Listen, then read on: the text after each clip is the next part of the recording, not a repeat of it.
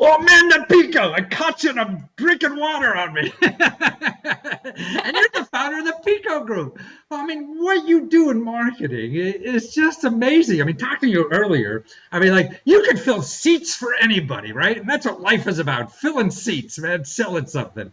How do you do it for everybody? You don't know.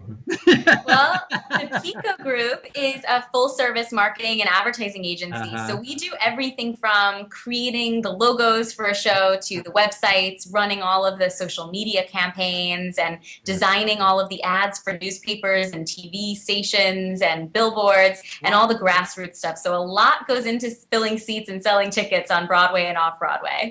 But the techniques or the skills or the methods are the same if I had a little yoga store, right? Needed to fill the seats in the yoga place, right? Yeah, it's pretty similar. It's Yeah. it's figure out what works and be a little creative about how to add some things in. So, who is your audience? Do you want to get out on the street and have some hand-to-hand contact face to face with people, or do you want Like the to create a naked cowboy community? out there, huh? Right. That's right. That's right.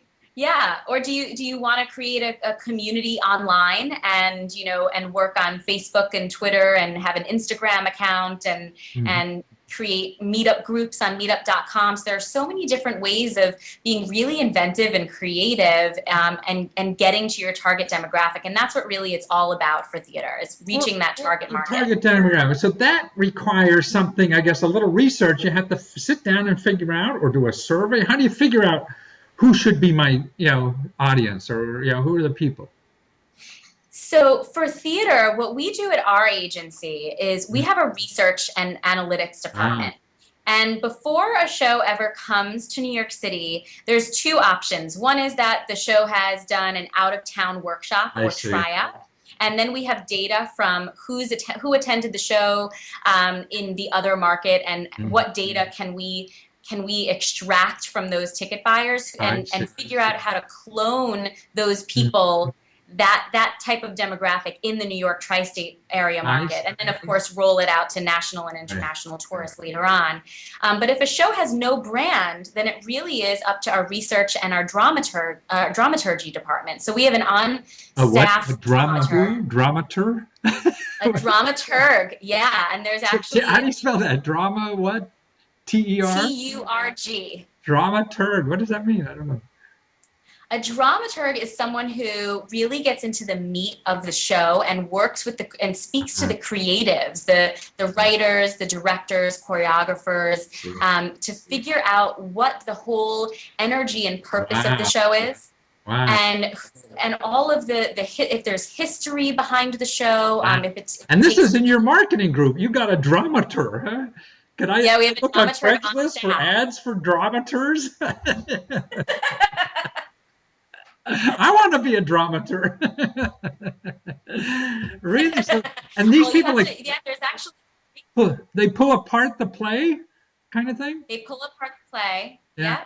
Wow. And in our agency, our dramaturg is a really important role here, because she is not only the person who pulls apart the play and sits down and speaks with the creatives involved in the project, but Mhm. she also is looking at strategy about what else is in the landscape in theater at the same time that the show is going to be produced. I, And so sort of like a SWOT analysis, like what are the strengths, weaknesses, opportunities, and threats of the wow. world around us. Wow, there's a lot of jargon here, lady.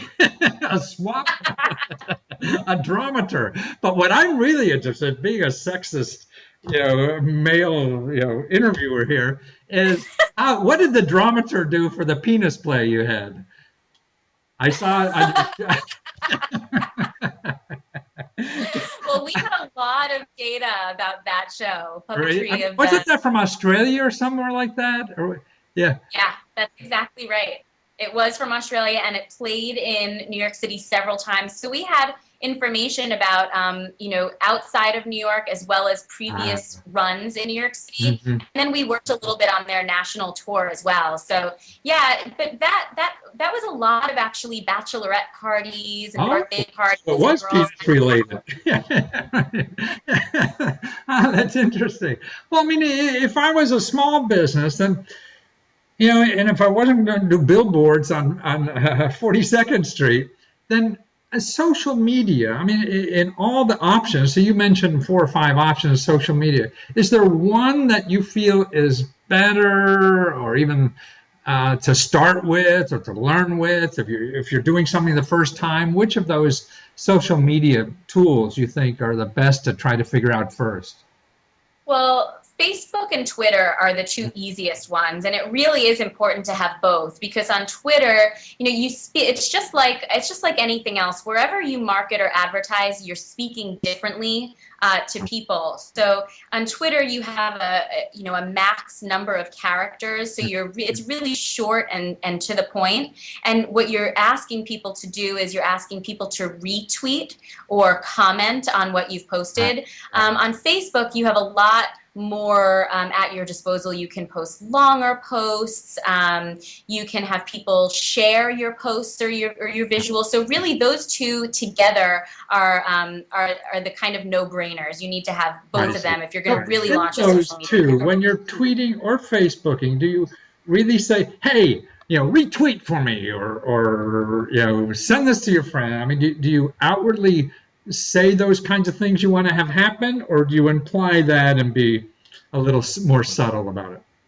Well, on Twitter, rarely do you ask people to do anything. It's Mm, really a content generation mm, website platform. So you're sharing information that you hope is relevant to your audience mm. base, and if it's relevant enough, then people will I see. automatically want to get behind your brand Mm, or business and retweet and share and tell everyone else about it. mm. On Facebook, you can do things like forward this on or share this. You can actually run contests where you say, if we get up to X number of shares, will every single person will win something. So there's an Oh, incentive to get people to get involved as well.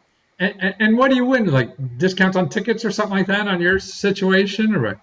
Yeah, discounts on tickets or free tickets or a discount to a local restaurant that's Ah, working with the show or I a see. free piece of merchandise that isn't sold at the theater yet. Like we're launching this new T-shirt or Ah, whatever the cool merchandise item is that you're a VIP and you're getting it before we sell it to the general public in the theater. I see. Huh. Well, that's a cool idea. I mean, to use social media to give an offer to something special that nobody else has yet, right?